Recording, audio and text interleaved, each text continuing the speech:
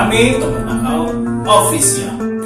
Malam ini Tobat Nakal Official akan membahas tentang pesugihan buto ijo.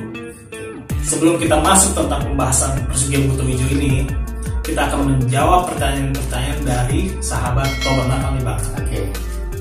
Untuk pertanyaan pertama nih dari Sarah Mulyo. Bang, tempatku ada warung soto pakai penglaris banyak. Yang lihat ada pocongnya. Bagaimana cara mengetahui anak itunya apa enggak?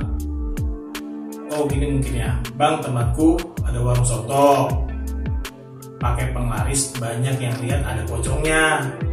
Bagaimana cara mengetahui itu benar atau enggak? Mungkin begini ya. Itu benar pakai pesugihan apa enggak? Ya, mungkin pertanyaan seperti itu. Oke Bang, jawab. Oke, Assalamualaikum warahmatullahi wabarakatuh. Waalaikumsalam. Mudah-mudahan jawaban ini bisa menjadi jawaban buat teman-teman semua.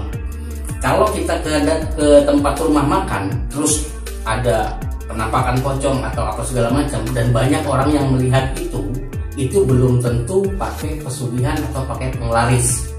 Nah, jadi buat teman-teman semua, cek video sebelumnya, itu kita kasih tahu ciri-ciri rumah makan yang memakai pesugihan. Jadi kita harus baik sangka husnuzon. Gitu aja sih. Oke. Untuk next pertanyaan keduanya nih dari Muhammad Ricky Van Versi. Mas, kalau rumah makan kali larisnya karena murah, rasa kali biasa aja. Apa itu pakai penglaris jalannya? Sekarang belanja di pasar mahal juga.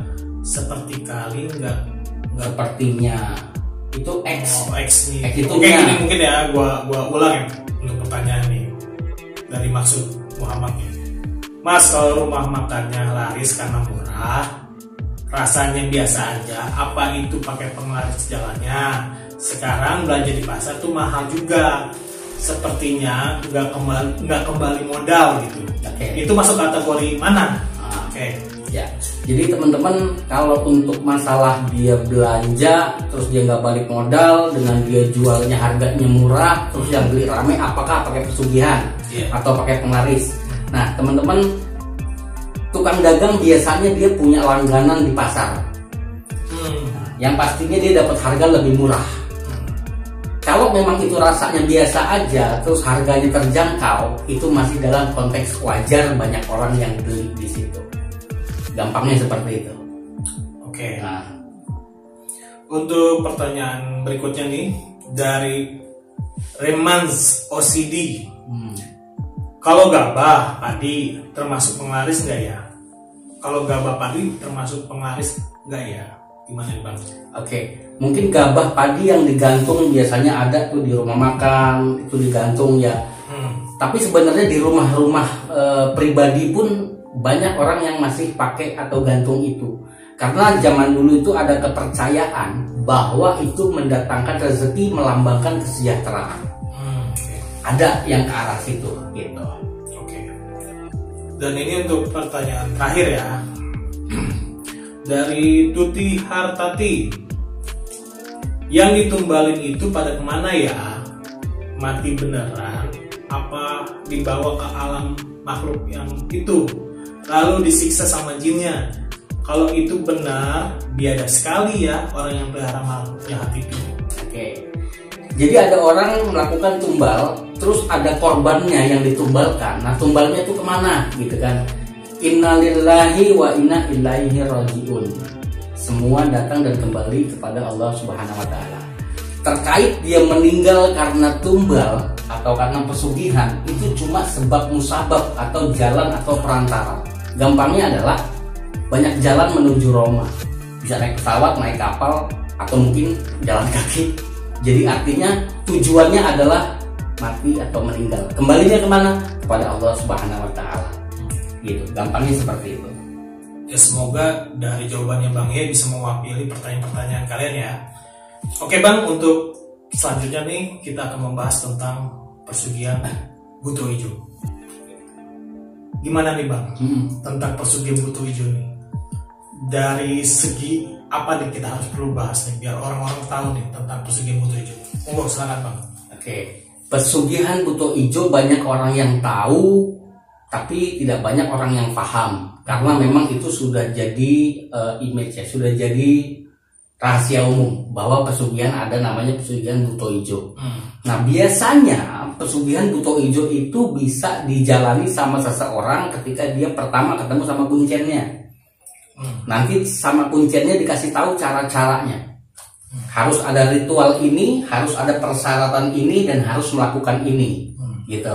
Setelah dikasih tahu caranya, nanti untuk melakukan tidak harus di gunung atau tidak harus di gua, bisa di rumah masing-masing. Oh, di rumah ya? Ya, jadi yang penting disiapkan satu kamar, kamar khusus untuk ritual. Di situ ada sesajen, terus ada tumpeng, terus ada jajanan pasar, pokoknya lengkap semua dengan ada ingkungnya juga.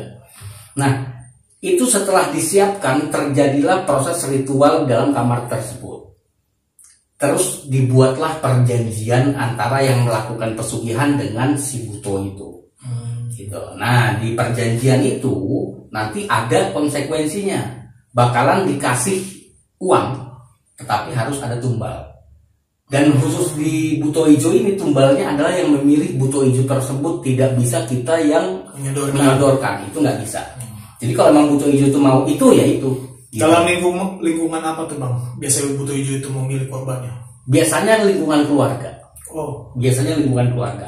Nah, terus kalau misalkan sudah ada yang meninggal, biasanya gimana ya? Entah dia tabrakan, entah dia tiba-tiba jatuh, nggak sakit nggak apa, terus tiba-tiba dia meninggal. Nah, itu indikasi-indikasi orang yang terkena atau terjadi atau menjadi korban dari pesugihan, jadi tumbal.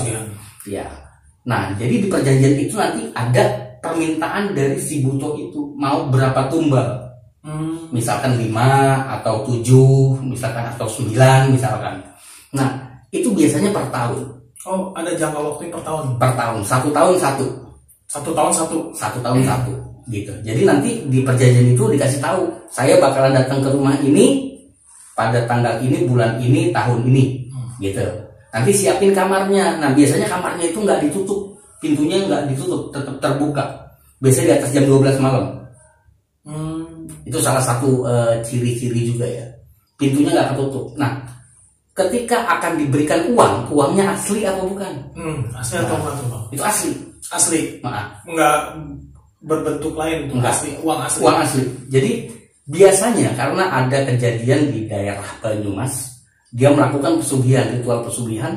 Nah, jam 12 malam ke atas, setelah hari yang ditentukan, datanglah satu sosok manusia. Jadi berbentuknya bukan buto ijo, tapi berbentuknya manusia. Gitu. Berbentuk manusia, dengan perjanjian tersebut, orang yang melakukan pesugihan udah tahu kalau itu memang si buto.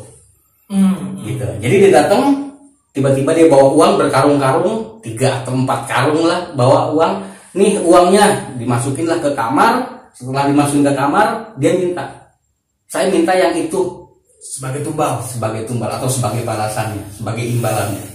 Ada nggak sih caranya nih buat mematahkan atau membatalkan, atau bisa dibilang memutuskan ya? Pelakunya mau tobat lah, Oke. gitu. Memutuskan dari perjanjian Pesugihan itu. buto ijo itu gimana itu Bang? Tetap ada caranya. Tetap ada caranya. Karena apa? Allah adalah sebaik-baiknya penolong. Jadi kita yang pertama minta pertolongan sama Allah, kita sadar, kita tobat kalau yang kita lakukan itu salah. Kita mendekatkan diri kepada Allah. Misalkan agama Islam, ya lebih diperbaiki lagi ibadahnya, sholatnya.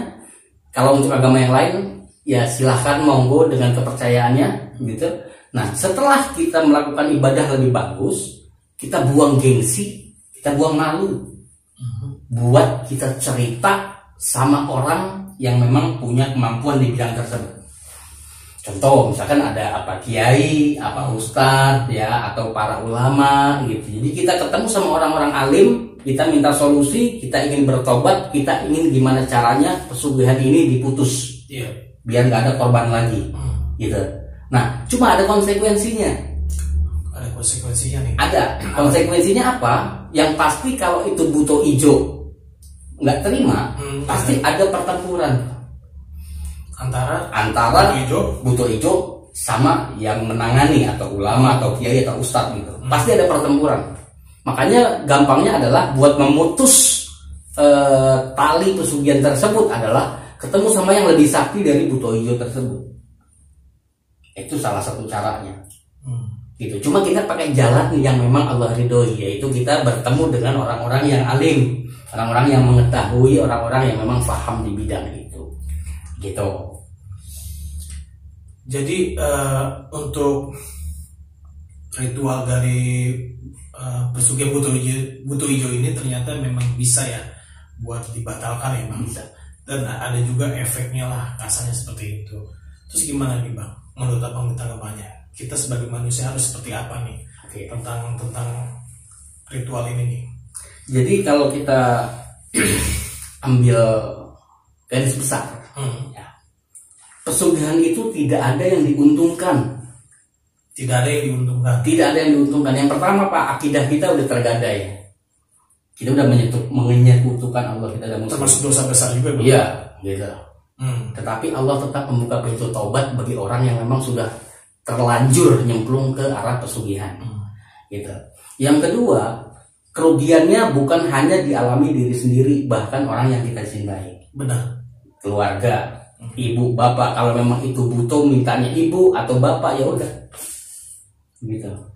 Nah, yang ketiga adalah kita nggak yakin kalau Allah Maha Kaya.